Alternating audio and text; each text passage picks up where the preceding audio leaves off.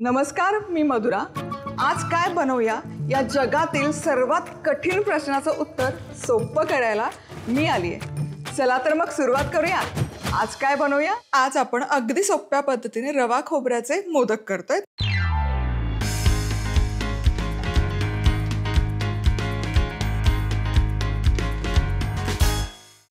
इथे आहे 1 कप बारीक रवा, 1 कप ओल्या नारळाचा खव, अर्धा कप साखर, 4 टेबलस्पून आपल्याला लागेल साजूक तूप, सुका मेवा आहे पाव कप आणि 2 टेबलस्पून इथे लागेल आपल्याला गुलकंद सारण करण्यासाठी। वेलदोड्याची पूड आहे। अगदी इतकंच बेसिक हाताखालचं साहित्य आहे। तर करायचं काय? सगळ्यात आधी अर्थातच रवा आपल्याला भाजून घ्यायचा आहे। तर आधी 3 टेबलस्पून साजूक तूप घ्यायचं आणि यामध्ये हा 1 कप बारीक रवा घालायचा। बरं, अजिबात पाक आपण करणार नाही आहोत, तर कसं करायचं हे सगळं जुळवून कसं आणायचं सांगते। रवा अगदी मंद आचेवर खमंग भाजायचा, पण खरपूस नाही करायचा। त्याचा रंग नाही बदलला पाहिजे, पण तो कच्चाही नाही राहिला पाहिजे। त्यामुळे मंद आचेवर असं एकसारखं ढवळत मिसळत राहा। चला, रवा भाजल्याचा हलका मंद असा सुवास तरवळायला सुरुवात झाली आहे आणि किंचित असा बदामी रंग पण यायला सुरुवात झाली। रंग बदलला नाहीये। आता गॅस बंद करायचा। इथून पुढे गॅस अजिबात सुरू नाही करायचा। रवा आपला छान खमंग भाजलाय, पण त्याचा रंग बदललेला नाहीये, कच्चा नाहीये। आहा, आता हा भाजलेला रवा बाजूला ठेवते आणि दुसऱ्या तव्यामध्ये चमचाभर साजूक तूप घेते आणि तुपावर हा 1 कप ओल्या नारळाचा खव घालायचा, मिसळून घ्यायचं आणि हलकंसं एक 5-6 मिनिट फक्त भाजून घ्यायचं। म्हणजे त्यातली जो कच्चा चव आहे ती निघून जाईल आणि हे मोदक पण आहे हे जास्त दिवस टिकायला मदत होते। चला, खोबरं छान भाजून झालं, याचा रंग नाही बदलला, पण हलकं हलकं सुकं सुकं झालं। आता या स्टेजला अर्धा कप साखर घालायची आणि 1 टेबलस्पून हे केशरचं दूध घालते। आता हे मिसळून घ्यायचं।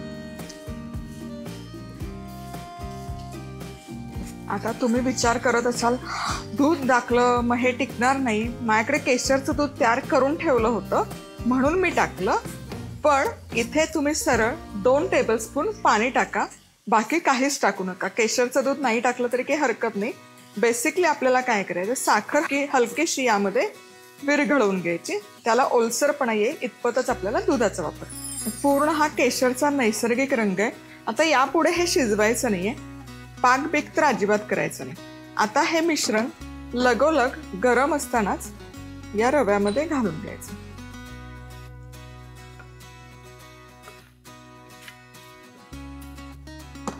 आणि हा रवा यामध्ये छान मिसळून घ्यायचा, एकजीव करायचा। अजिबात आपण ना कुठला आर्टिफिशियल कलर टाकला नाही तरी काय सुरेख रंग आलाय।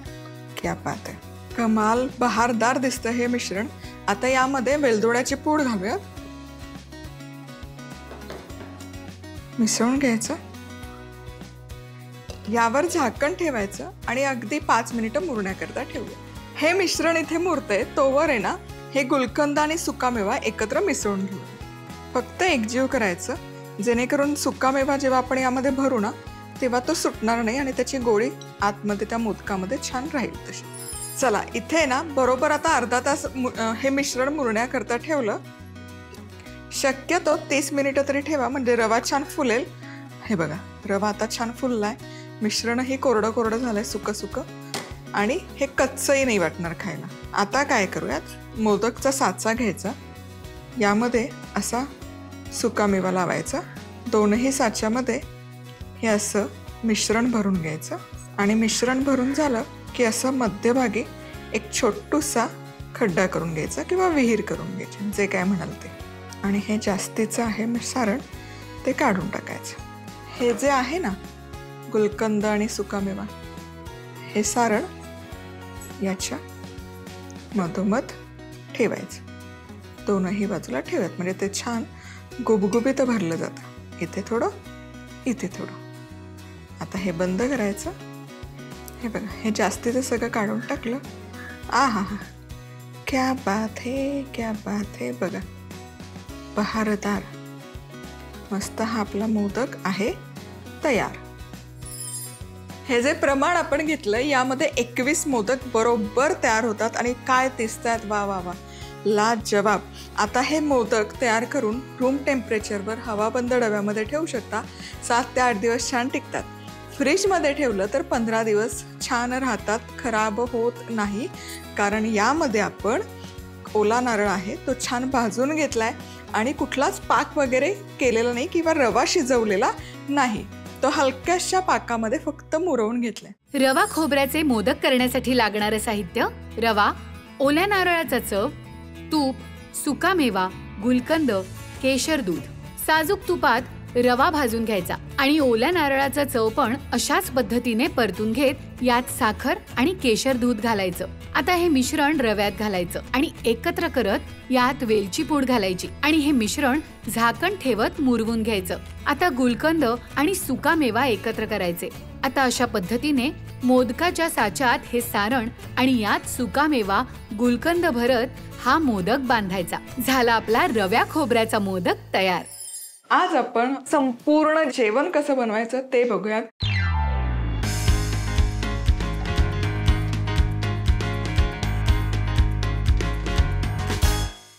तर सगळ्यात आधी कैरीची चटणी करतोय. तर इथे 2 कैरी मी घेतलेली आहे.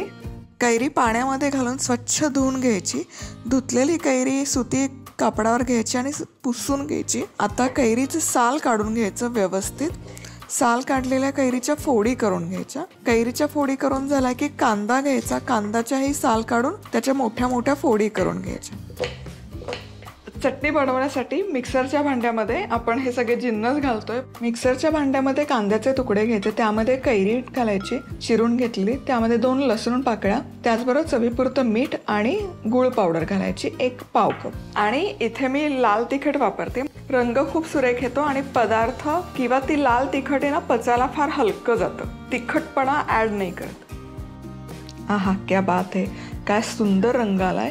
यामध्ये भाजलेला शेंगदाण्याचा कूट घालायचा आणि पुन्हा एकजीव करून घ्यायचं. आता ही तयार चटणी एका डिश किंवा बाउलमध्ये काढून घ्यायची. काय मस्त दिसते चटपटीत.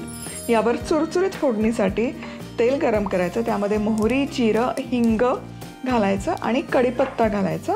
आणि ही तयार चुरचुरीत फोडणी आपल्या चटपटीत कैरीच्या चटणीवर घालूयात. आहा, जबरदस्त. कैरीच्या चटणीसाठी लागणारं साहित्य: 2 कैऱ्या, 1 कांदा, 2 लसूण पाकळ्या, चवीनुसार मीठ, गूळ, भाजलेल्या शेंगदाण्याचं कूट, 2 चमचे तेल, पाव चमचा मोहरी, पाव चमचा जिरं, चिमूटभर हिंग, कढीपत्ता. कैरी स्वच्छ धुवून पुसून घेत याची सालं काढत अशा फोडी करून घ्यायच्या. आता कांदा कापून घेत कांदा, कैरी, लसूण, मीठ, तिखट आणि भाजलेल्या शेंगदाण्याचा कूट मिक्सरमध्ये फिरवून घेत आता यावर मोहरी, जिरं, हिंग, कढीपत्त्याची फोडणी घालायची. झाली आपली चटपटीत कैरीची चटणी तयार. आता झटपट अशी बनणारी काकडीची कोशिंबीर बनवूयात. काकडी घेतली आहे, सोलून घ्यायची. काकडी सोलून झाली की देठाकडचा पोर्शन काढून घ्यायचा आणि किसणी घेऊन जितकी शक्य असेल तितकी लांब लांब अशी किसून घ्यायची काकडी.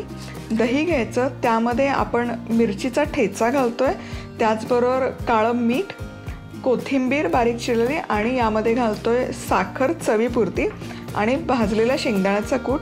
हे सगळं व्यवस्थित एकत्र मिक्स करून घ्यायचं. हे छान एकजीव झालं की यामध्ये ही जी किसलेली काकडी आहे ही घालायची आणि हेही पुन्हा मस्त एकत्र करून घ्यायचं.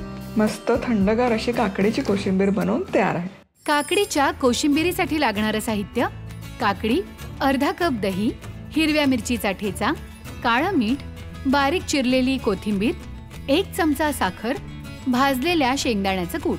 काकडी सोलून घेत देठाकडचा भाग काढून टाकत काकडी किसून घ्यायची. आता दह्यात मिरचीचा ठेचा, काळं मीठ, कोथिंबीर, साखर, शेंगदाण्याचा कूट आणि किसलेली काकडी मिसळून घ्यायची. झाली आपली काकडीची कोशिंबीर तयार.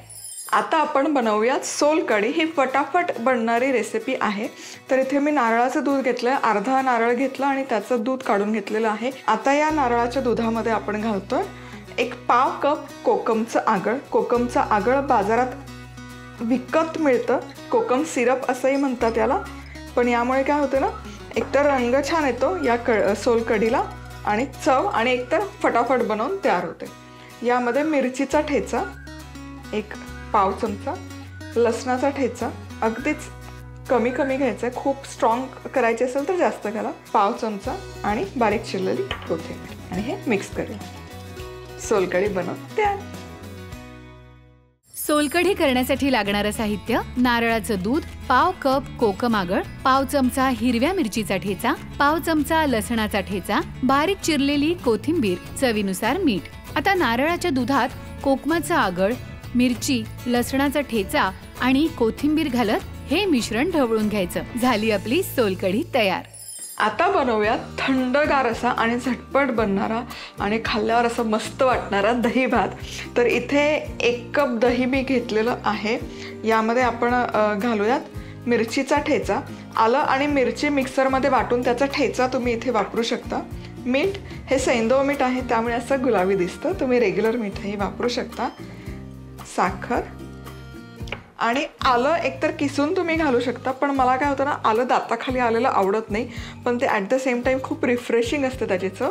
मग मी काय करते ना, आलं असं किसून घेते आणि त्याचा असा रस काढून घेते. याने काय होतं, आल्याची चव छान उतरते, ॲट द सेम टाईम त्याचे पीसेस दाताखाली येत नाहीत. मध्ये घालायची बारीक चिरलेली कोथिंबीर आणि हे छान असं व्यवस्थित एकजीव करून घ्यायचं. छान क्रीमी मिश्रण तयार झालं पाहिजे. आता यामध्ये आपण घालतोय भात. तर हा जरा मऊ भात आहे. दही भाताचा भाऊच आहे ना, हलकासा मऊसूद असा शिजवून घ्यायचा. आता हा भात या दह्याच्या मिश्रणात घालून छान हे मिश्रण आपण एकजीव करून घेणार आहोत. छान एकसंध करून घ्यायचं आणि हे मिश्रण छान व्यवस्थित एकजीव झालं की यावर चुरचुरीत फोडणीसाठी तेलामध्ये मोहरी घ्यायची. मोहरी छान तडतडली की जिरं घालायचं, त्याचबरोबर चिमूटभर हिंग, कढीपत्ता आणि सुकी लाल मिरची आणि त्यानंतर यामध्ये घालायचे काजूचे तुकडे आणि हे व्यवस्थित मिक्स करून घ्यायचं. काजूला हलकासा सोनेरी रंग आला की फोडणी तयार आणि ही तयार फोडणी आपण घालतोय आपल्या थंडगार दही भातावर. आहा, जबरदस्त दिसतं हे भन्नाट.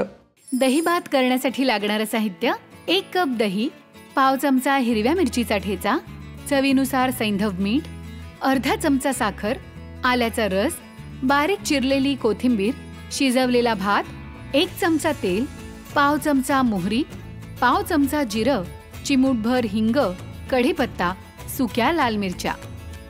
दह्यात आलं मिरचीचा ठेचा, सैंधव मीठ, साखर, आल्याचा रस, कोथिंबीर एकत्र मिसळून घेत यात मऊ शिजवलेला भात घालायचा आणि हे मिश्रण एकजीव करायचं. आता मोहरी, जिरं, हिंग, कढीपत्ता, सुक्या लाल मिरच्यांच्या फोडणीत काजू परतून घेत ही फोडणी दही भातावर घालायची. झाला आपला दही भात तयार. आता आपण अगदी फटाफट बनणारा नाचणीचा डोसा करूयात. तर सगळ्यात आधी इथे 1 कप नाचणीचं पीठ घ्यायचं. यामध्ये 1 चमचा तांदळाचं पीठ घालायचं, 1 चमचा बारीक रवा, चवीपुरतं मीठ, मिक्स करूया. आधी यामध्ये 1 कप पाणी मी घालते. आता यामध्ये आपण लिंबाचा रस घालतोय. नाचणीमध्ये आयर्नचं प्रमाण खूप असतं. कुठलाही आपण आयर्न रिच पदार्थ खातो तर त्यामध्ये थोडासा आंबटपणा घालावा, म्हणजे मग तो त्याचं आयर्न आहे ते छान ॲब्झॉर्ब होतं बॉडीमध्ये, शरीरामध्ये. त्यामुळे लिंबाचा रस, दही घातलं चमचाभर, ताक तरी चालेल. आता हे सगळं एकत्र मिक्स करूयात. आता हे छान व्यवस्थित मिक्स करून झालं. तर कन्सिस्टन्सी तुम्ही बघू शकाल, पोरिंग कन्सिस्टन्सी आहे, खूप घट्ट नाही आणि खूप सैलही नाही. आता आपण डोसे लावूया. हवन किंवा डोसा बनवण्यासाठी तवा मीडियम हीटवर गरम करायचा. तेल छान स्प्रेड करून टिश्यू पेपरने व्यवस्थित वाईप आउट करायचं तेल. आता पळीभर बॅटर घालायचं आणि ते हलकंसं एकसारखं पसरवून घ्यायचं. बॅटर एकसारखं स्प्रेड झालं की यावर झाकण ठेवायचं आणि झाकण ठेवून झालं की 1-2 मिनिट छान शिजवून घ्यायचं. 2 मिनिटं झालं की झाकण काढायचं आणि उलटवून दुसऱ्या बाजूनेही छान भाजून घ्यायचं. आहा, तुम्ही बघू शकाल मस्त जाळी आलेली आहे आणि आपलं घावण बनवून तयार आहे.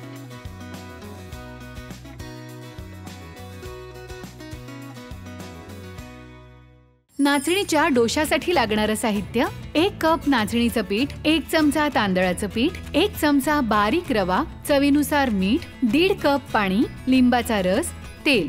नाचणीच्या पिठात तांदळाचं पीठ, रवा, चवीप्रमाणे मीठ, पाणी, लिंबाचा रस मिसळून घेत तेलाने ग्रीस केलेल्या तव्यावर घावन घालायचं आणि दोन्ही बाजूंनी खमंग भाजून घ्यायचं. झालं आपलं नाचणीचं घावन तयार. आज आपण मराठवाडा स्टाईल गरडेल कसं बनवायचं ते बघूयात.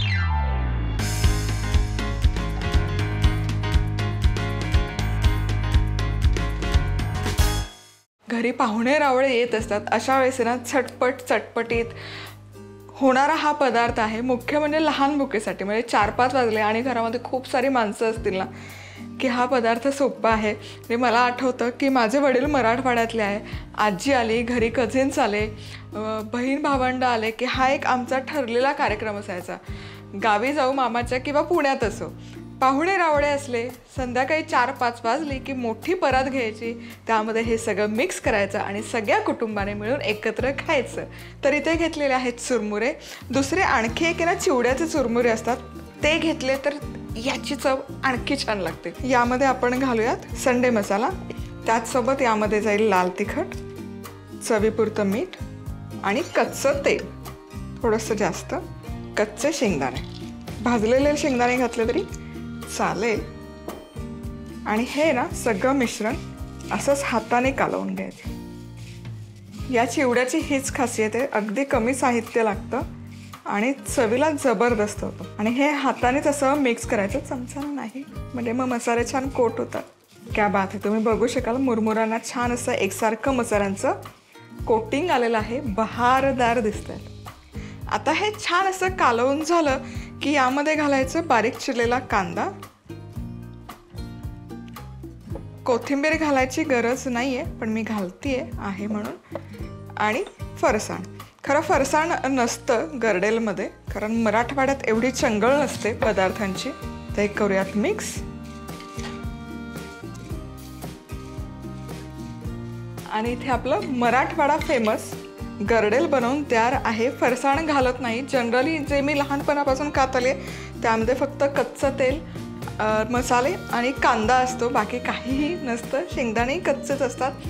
आवडत असतील तर तुम्ही फुटाणे घालू शकता किंवा खारे शेंगदाणे घालू शकता. यामध्ये मग तुमच्या आवडीप्रमाणे, सोयीप्रमाणे, घरामध्ये जे साहित्य उपलब्ध असतं त्याप्रमाणे चेंजेस करू शकता. मराठवाडा विशेष पारंपरिक गरडेल करण्यासाठी लागणारं साहित्य: चुरमुरे, 1 चमचा संडे मसाला, 1 चमचा लाल तिखट, चवीनुसार मीठ, 1 चमचा तेल, कच्चे शेंगदाणे, बारीक चिरलेला कांदा, बारीक चिरलेली कोथिंबीर, फरसाण.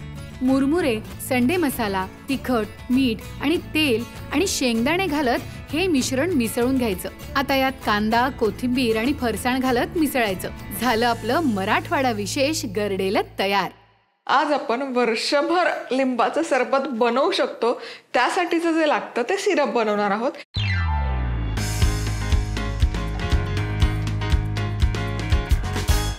तर हे सिरप बनवण्यासाठी सगळ्यात आधी आपल्याला लागणार आहे साखरेचा पाक. तर इथे 2 कप साखर घेतलेली आहे. यामध्ये घालणार आहोत 1 कप पाणी. हे छान आधी शिजवून घेणार आहोत. छान याचा घट्ट किंवा दाटसर होईल इतका आपण पाक तयार करून घेणार आहोत. चला तर मग इथे अगदी 5 मिनिटं झालेली आहे. साखर छान विरघळली आहे आणि याला उकळी पण सुरेख आलेली आहे. आता गॅस लो हीटवर करून घ्यायचा आणि मंद आचेवर 10 मिनिटं हा पाक छान शिजवून घ्यायचा. आता या पाकाला आहे ना फक्त कच्चा नाही करायचा, बाकी 2 तारी किंवा पुढे थोडे क्रिस्टल झाले तरी चालेल इतका हा दाटसर करायचा. त्यामुळे काही काळजी करू नका. तार वगैरे चेक करायची. हलकासा आपल्याला, हलका नाही बराच आपल्याला हा दाटसरच शिजवून घ्यायचा. त्यामुळे 10 मिनिटं हा आणखी मी शिजवायला ठेवते. इथे 10 मिनिटं छानपैकी हा पाक शिजवून घेतलेला आहे. गॅस केलेला आहे बंद.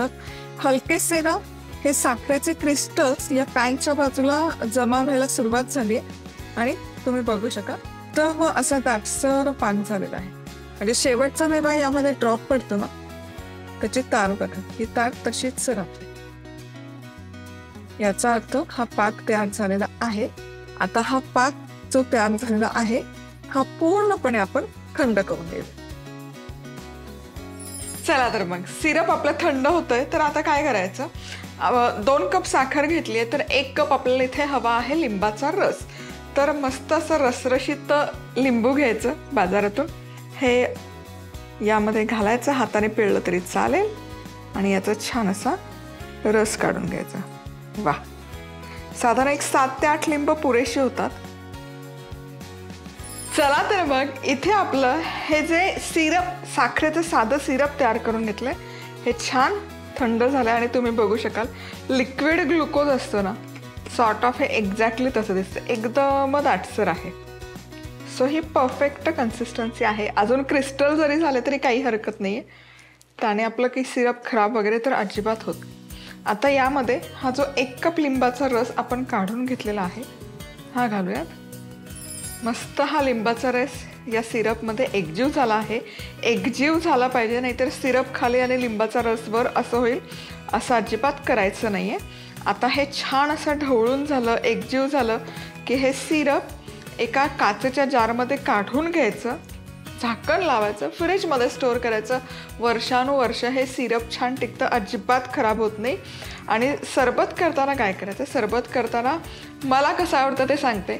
मी चिमूटभर काळं मीठ घेते, जिरंपूड घेते, हे सिरप टाकते, मिक्स करते, थंड पाणी टाकते, ढवळून घेते आणि हे सरबत मला प्रचंड आवडतं. उन्हाळा असेल तर सब्जाच्या बिया टाकायच्या.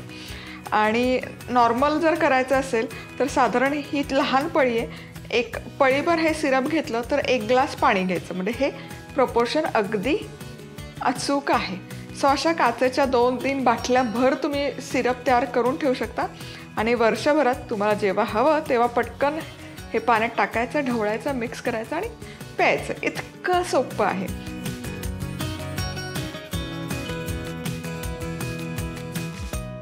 लिंबू सरबत सिरप करण्यासाठी लागणारं साहित्य: 2 कप साखर, 1 कप पाणी, 1 कप लिंबाचा रस.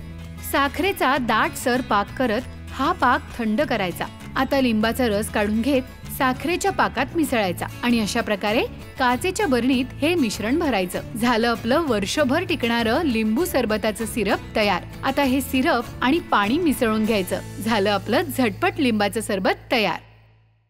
आज आपण ना एकदम हलकी पण कुरकुरीत आणि खुसखुशीत अशी मक्याची म्हणजेच कॉर्न भजी कशी बनवायची ते बघणार आहोत.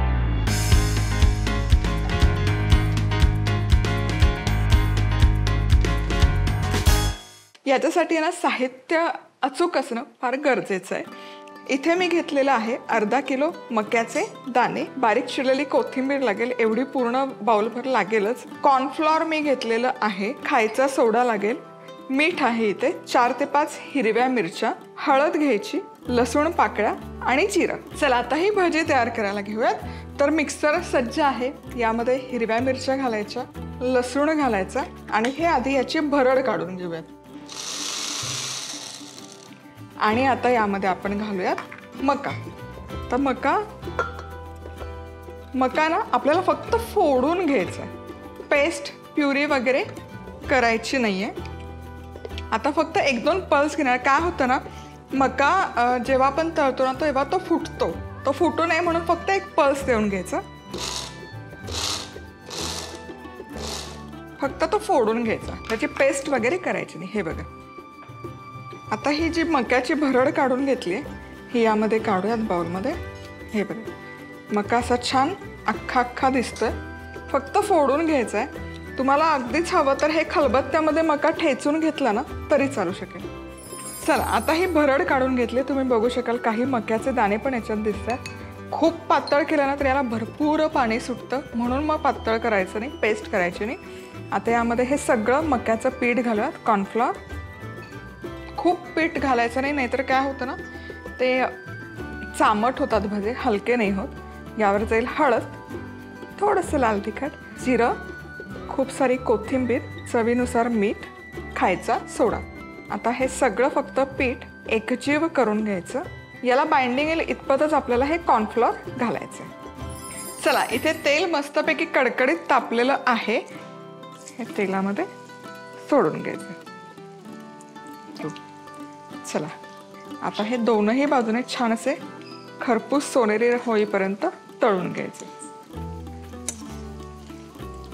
आहा हा हा, काय तो सुरेख रंग आलेला आहे, कमाल. तुम्ही बघा, आणि इतका सुंदर त्या मक्याचा सुवास तरवळतोय छान. आणि मके पण दिसत बघा, भरड काढली ना त्यामुळे मके असे पेस्ट नाही होत त्याची, किंवा ते जेल होऊन जात नाही भजीमध्ये। बघा हे बघा मस्त कुरकुरीत होतात हे भजे आणि फोडूनही दाखवते। हे बघा आतमध्ये एकदम असे हलके फुलके होतात, एकदम मोकळे मोकळे होतात। कुरकुरीत आणि खुसखुशीत मक्याची भजी करण्यासाठी लागणारं साहित्य: 500 ग्रॅम मक्याचे दाणे, बारीक चिरलेली कोथिंबीर, पाव कप कॉर्नफ्लॉर, चिमूटभर खायचा सोडा, चवीनुसार मीठ, 4 ते 5 हिरव्या मिरच्या, अर्धा चमचा हळद, लाल तिखट, 3 लसूण पाकळ्या, 1 चमचा जिरं, तळण्यासाठी तेल। हिरव्या मिरच्या आणि लसणाची भरड करायची आणि यात मका घालून मका मिक्सर मध्ये फिरवून घ्यायचा। आता यात कॉर्नफ्लॉर, हळद, तिखट, जिरं, कोथिंबीर, चवीनुसार मीठ आणि खाण्याचा सोडा घालायचा आणि हे पीठ एकजीव करायचं। आता गरम तेलात अशा पद्धतीने भजी मोठ्या आचेवर तळायची। झाले आपले कुरकुरीत कॉर्न पकोडे तयार। तर आज आपण बनवतोय मस्त पांढरे शुभ्र मौसूत, खाताना अजिबात हातोडी वापरावी नाही लागणार असे रव्याचे लाडू।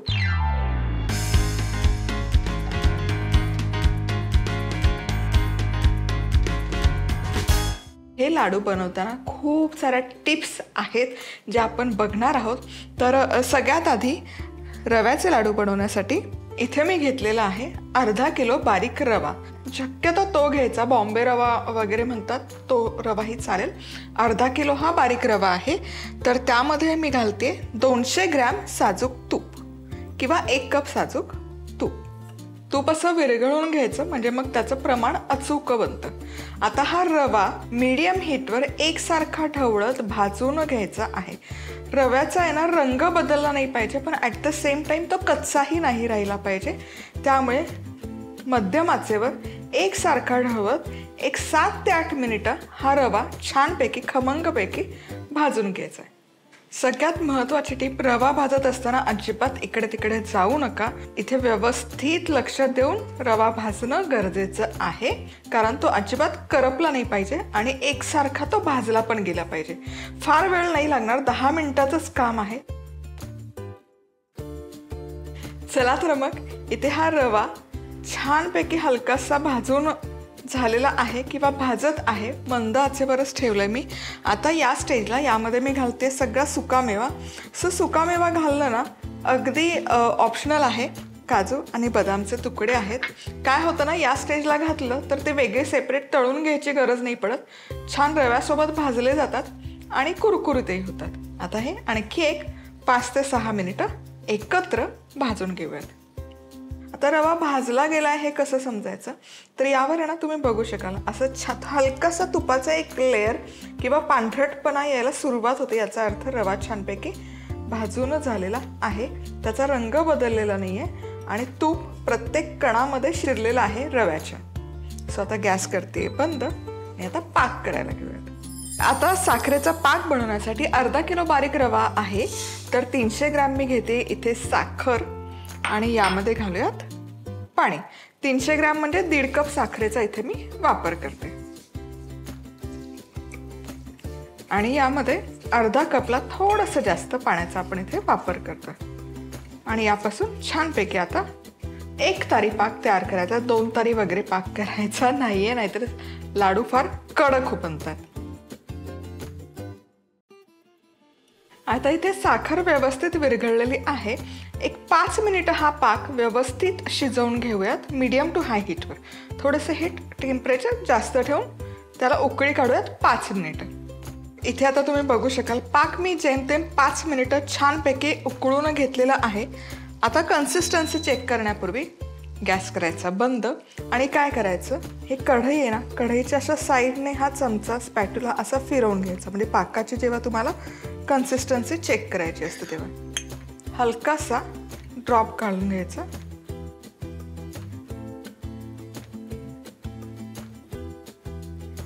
तुम्ही बघू शकाल हा ड्रॉप आहे ना छान असा एक संध पडतो, तो इकडे तिकडे पसरत नाहीये, याचा अर्थ पाक हा छान तयार झालेला आहे। आता हा हलकासा थंड करायचा, गॅस बंद हवा जेव्हा तुम्ही त्याची तार चेक करता तेव्हा,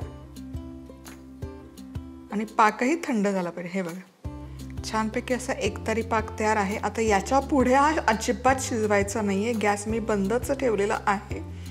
या पुढे जर हा पाक गेला ना तर ते लाडू खूप कडक होतील. सो ही जस्ट असं एक तार निघायला लागली. पूर्ण पण तार स्ट्रेच झाली पाहिजे असं काही नाही. फक्त जस्ट एक तार आली की गॅस करायचा आहे बंद. आता पाक आहे आपला हलकासा गरम. त्यामध्ये हा जो भाजलेला रवा आहे हा घालूयात. हा गरम गरम रवा नाही घालायचा आहे. हलकासा थंड झाल्यावरच मग गरम पाकामध्ये घालायचा आहे. नाहीतर त्याचा शिरा होईल. आपल्याला शिरा नाही करायचा, लाडू बनवायचा आहे. आता या पाकामध्ये हा रवा छान कालवून घ्यायचा, एकजीव करायचा. आता यावर घालायची वेलची पूड.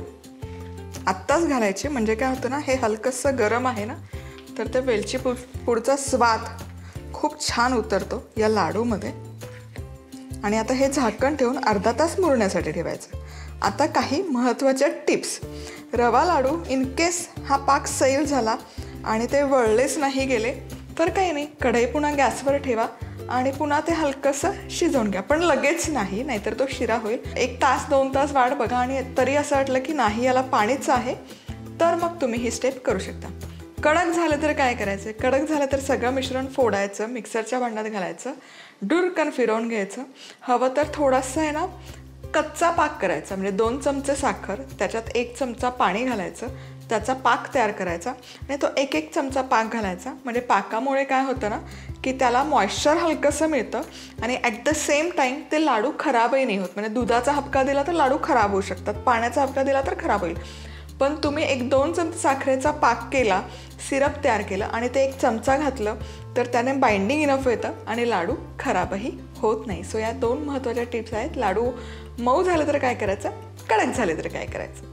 इथे जेमतेम 1 तासभर हे रवा लाडूचं मिश्रण मुरण्यासाठी मी ठेवलं होतं. आता चेक करूयात. येस, परफेक्ट झालेलं आहे. अगदी खूप दाटसर नाही आहे आणि खूप असं सैलही झालं नाही आहे. हातात घेतलं की लाडू छान वळला जातं. सो हे आता छान काढून घेऊयात, मोकळं करून घ्यावं. अजिबात चिपचिप नाही आहे आणि त्याचसोबत अजिबात कोरडं कोरडं पण झालेलं नाही आहे. चला, हे मिश्रण छान असं मोकळं मोकळं करून घेतलं की याचे लाडू वळूयात. आता यावर लावते मी काळा मनुका. म्हणजे पांढऱ्या शुभ्र लाडूवर हा काळा मनुका खूप छान दिसतो. एक बेदाणा असतो आणि एक मनुका असतो. सो हा आहे काळा मनुका. काळा असतो तो मनुका, तपकिरी जो असतो तो असतो बेदाणा.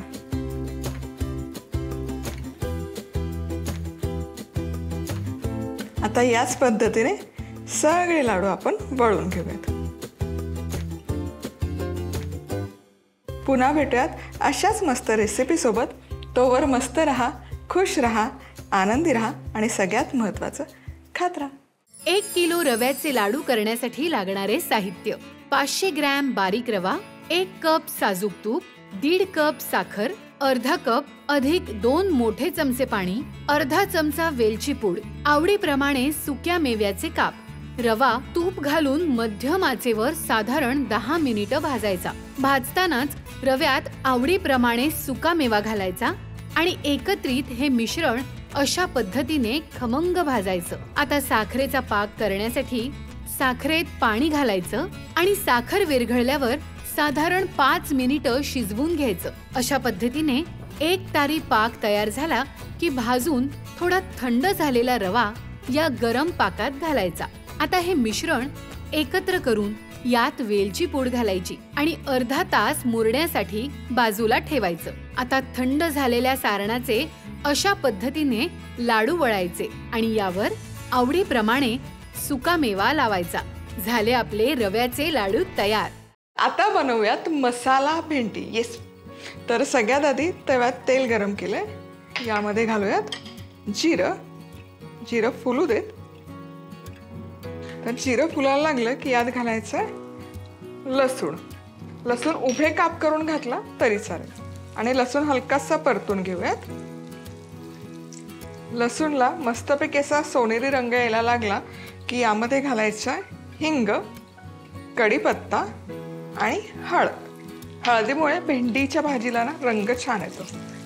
म्हणजे आता मी ही उभी चिरलेली करते, पण नेहमीच्या बारीक चिरलेल्या भेंडीला ही प्रोसेस जरी तुम्ही फॉलो केली तरी ती छान लागते. फक्त त्याच्यात मिरची, हिरवी मिरची तुम्हाला ॲड करायला लागेल. आता भेंडीची भाजी बनवत असताना कायम असा पसरट तवा किंवा पॅन घ्यायचं. यामुळे भेंडी आहे ना शेंबडी म्हणजेच चिकट होत नाही. ही तक्रार कायम असते की भेंडी चिकट होऊ नये म्हणून काय करायचं, भेंडी चिकट होऊ नये म्हणून पसरट तवा वापरायचा. आता एक साधारण 4 ते 5 मिनिटं तेलावर भेंडी छान परतून घेतली. आता यावर घालणार आहे मीठ. काय होतं ना, भेंडी चिकट होऊ नये म्हणून आपण ती परतून घेतो, पण मग ती वातड होते. भेंडीची भाजी खायला आहे ना मऊ पण लागली पाहिजे, पण चिकट पण नाही झाली पाहिजे. त्यामुळे मीठ टाकल्यावर ही मिसळून एक 5 मिनिटं फक्त त्याला वाफ काढायची. एक वाफ काढली की ती छान सॉफ्ट होते, पण मग तिथून पुढे ती वाफवायची नाही. आता अजिबात न त्याला टच करता, काहीच न करता 5 मिनिटं वाफवून घेतलेली आहे. आता ही छान शिजली आहे कसं ओळखायचं, हे बघा, भेंडीच्या भाजीवर छान असा एक चकाकी किंवा ग्लेज आलेला आहे. आता ही भाजी आपली छान शिजली. आता ही आणखी 5 मिनिटं परतून घे, म्हणजे हे जे तार दिसते ना ही तार निघून जाईल. ते झाकण काढल्यावर आणखी 7 ते 8 मिनिटं हे छान परतून घेतली आहे भेंडी आणि छान मोकळी झाली आणि सॉफ्टही दिसते. आता या स्टेजला यामध्ये मसाले घालूयात, ज्यामध्ये मी घालते धनेपूड. गरम मसाला मी इथे घेतलाय. गरम मसाल्याच्या ऐवजी इथे काळा मसाला, गोडा मसाला, कांदा लसूण मसाला, चटणी जे काही तुम्ही वापरता घरगुती ते घातलं तरी चालेल. लाल तिखट आणि हे मिसळून घ्या. मीठ आता घालणार नाहीये, कारण भेंडी शिजवताना बऱ्यापैकी मीठ मी वापरलं होतं, त्यामुळे आता मीठ आणखी वरण मीठ लावायची गरज नाही. एक अशीच ही चवीला छान लागते, पण तरी पण यामध्ये भाजलेला शेंगदाण्याचा कूट, याने ती आणखी मोकळी होते भेंडी. आता कूट घातल्यावर एक 2-3 मिनिटं आणखी परतून घेऊयात. भेंडी मस्तपैकी शिजलेली आहे, तुम्ही बघू शकाल, कमाल दिसते. आता ही 1/2 किलो भेंडी आहे. 1/2 किलो भेंडी पोर्शन साईज तुम्ही किती खाता, 3 डबे तर आरामशीर भरतील. आता यामध्ये घालूयात बारीक चिरलेली कोथिंबीर आणि ही आपली मसाला भेंडी, जी अजिबात चिकट झाली नाही, तुम्ही बघू शकाल, अजिबात तार नाही येते त्याला आणि ॲट द सेम टाईम वातडही झालेली नाही. मस्त त्याला ग्लेज आहे, छान शिजलेली आहे. मसाला भेंडी करण्यासाठी लागणारं साहित्य: 2 मोठे चमचे तेल, 1 चमचा जिरं, 4 ते 5 लसूण पाकळ्या, पाव चमचा हिंग, कढीपत्ता, अर्धा चमचा हळद, 250 ग्रॅम भेंडी, चवीनुसार मीठ, 1 चमचा धणेपूड, 1 चमचा गरम मसाला, 1 चमचा लाल तिखट, 3 चमचे शेंगदाण्याचं कूट, बारीक चिरलेली कोथिंबीर. तेलात जिरं, लसूण, हिंग, कढीपत्ता, हळद घालून यात भेंडी परतायची. आता त्यावर मीठ घालून एक वाफ काढायची आणि परत परतायची. आता यात धणेपूड, गरम मसाला, तिखट, भाजलेल्या शेंगदाण्याचा कूट घालून हे मिसळून घ्यायचं आणि यावर बारीक चिरलेली कोथिंबीर घालायची. झाली आपली डब्बा स्पेशल मसाला भेंडी तयार. आता आपण पिठलं बनवायला सुरू करूया. तर सगळ्यात आधी इथे मी 1 कपभर बेसन घेतलेलं आहे. बेसनमध्ये आपण घालूयात पाणी आणि हे हलकंसं मिक्स करूयात. एकदम फाईन पेस्ट करायची गरज नाही आहे, पण नंतर जर आपण फोडणीमध्ये बेसन घातलं पाण्यात तर गुठळ्या जास्त व्हायच्या शक्यता आहेत. गुठळ्यांचं पिठलं आवडतं मला, त्यामुळे मी हे अगदी फाईन पेस्टमध्ये नाही मिक्स करणार. तुम्ही बघू शकाल हलक्याशा गुठळ्या यामध्येही मी ठेवते. पिठलं बनवण्यासाठी 2 चमचे तेल गरम केलेलं आहे. त्यामध्ये सगळ्यात आधी मोहरी छान फुलली की घालायचं आहे जिरं, हिंग, कढीपत्त्याची पानं आणि खूप सारा बारीक चिरलेला कांदा. मध्यम आचेवर कांदा हलकासा सोनेरी रंग येईपर्यंत मस्तपैकी परतून घ्यायचा. कांदा इथे हलकासा परतत आला की यामध्ये लसूण मिरचीचा ठेचा घालायचा. आता हे मिक्स करूयात. यामध्येच घालूयात हळद आणि हे छान एक 2 ते 3 मिनिट एकत्र शिजवून घेऊया. एक 2 मिनिट हळद परतून झाली की यामध्ये घालायचे पाणी. साधारण अर्धा कप बेसन असेल तर 2 ते 2.5 कप पाणी. चवीपुरतं मीठ व्यवस्थित मिक्स करून घ्यायचं. आणि यामध्ये आता आपण घालूयात हा बेसनचा घोळ जो आपण आधी बनवून घेतला होता. हा घोळही या गरम पाण्यामध्ये पटकन व्यवस्थित असा मिक्स करून घ्यायचा. छान हा बेसनचा घोळ व्यवस्थित मिक्स झाला की झाकण ठेवायचं. बेसन घातल्यावर हे पिठलं मी साधारण एक 10 मिनिट मध्यम आचेवर मस्त असं रटरट शिजवून घेतलेलं आहे. मस्त तुम्ही बघू शकाल मस्त दिसतंय. आणि कन्सिस्टन्सी दाखवते. भाकरीसोबत आपल्याला हे खायचं आहे त्यामुळे मी हे खूप दाटसर केलं नाही. आणि तुम्ही बघू शकाल हलक्याशा गुठळ्या झालेल्या आहेत बेसनच्या. सो हे पिठलं चवीला खूप छान लागतं. जर तुम्हाला गुठळ्या नसतील आवडत तर बेसनची जी पेस्ट आपण बनवतो ना ती एकदम स्मूथ फाईन बनवा. पण हे पिठलं असं चवीला मस्त लागतं. तर यामध्ये घालूयात बारीक चिरलेली कोथिंबीर खूप सारी. आणि मस्त आपलं झणझणीत आणि खमंग पिठलं बनवून तयार आहे. पिठलं करण्यासाठी लागणारं साहित्य: 1 कप बेसन, पाणी, 2 चमचे तेल, अर्धा चमचा मोहरी, अर्धा चमचा जिरं, पाव चमचा हिंग, कढीपत्ता, बारीक चिरलेला कांदा, लसूण मिरचीचा ठेचा, पाव चमचा हळद, चवीनुसार मीठ, बारीक चिरलेली कोथिंबीर. आता पिठलं करण्यासाठी बेसन घेऊन त्यात पाणी घालायचं आणि मुसळून घेत मोहरीच्या फोडणीत जिरं, हिंग, कढीपत्ता आणि कांदा घालून सोनेरी रंगावर परतायचा. आता यात लसूण मिरचीचा ठेचा, हळद घालून परतून घेत यात पाणी घालायचं आणि तयार केलेल्या बेसनाची पेस्ट यात घालायची आणि झाकण ठेवून साधारण 8 ते 10 मिनिटं शिजवून घ्यायचं. आणि यावर आवडीप्रमाणे कोथिंबीर घालायची. झालं आपलं पिठलं तयार. आता भाकरी बनवून घेऊयात. ज्वारीचं पीठ आहे त्यामध्ये थोडंसं मीठ घालायचं. मिक्स करून गरम पाणी घालायचं म्हणजे बाइंडिंग छान येतं. आता हे पीठ व्यवस्थित मळून घ्यायचं. कमीत कमी 2 ते 3 मिनिटं तरी पीठ छान मळलं गेलं पाहिजे. यातून एक छोटा पोर्शन घ्यायचा. सुकं पीठ पोळपाटवर टाकून घ्यायचं आणि त्यावर हा भाकरीचा गोळा ठेवून ही छान पातळसर थापून घ्यायची. जी वरची बाजू आहे ती तव्यावर गेली पाहिजे आणि पिठाकडची बाजू वरच्या साईडला आली पाहिजे. आता पिठाकडची जी बाजू आहे वरच्या बाजूला त्यावर एक 2 ते 3 चमचे पाणी घालून ते पाणी छान व्यवस्थित स्प्रेड करून घ्यायचं आणि मध्यम आचेवर एक 2 ते 3 मिनिट भाकरी भाजून घ्यायची. आता भाकरी 2 मिनिटं भाजून झाली की ही तव्यावरून काढून पलटवून घ्यायची आणि दुसऱ्या बाजूनेही 2 ते 3 मिनिट हलकीशी भाजून घ्यायची. ज्वारीची भाकरी करण्यासाठी लागणारं साहित्य: ज्वारीचं पीठ, चवीनुसार मीठ, गरम पाणी. भाकरी करण्यासाठी ज्वारीच्या पिठात मीठ घालायचं आणि गरम पाणी घालत हे मळून घ्यायचं. अशा पद्धतीने गोळा करून याची भाकरी थापायची आणि अशा पद्धतीने दोन्ही बाजूनी भाजून घ्यायची. झाली आपली भाकरी तयार.